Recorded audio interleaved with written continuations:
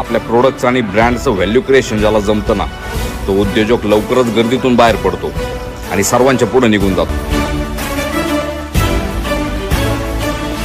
जीत heal पंडावरे जिद्द राहू दे मनी सुंजायची पुन्हा अडवतील ही लाख वादळे सिद्ध होनी तुला उजळायचे पुन्हा.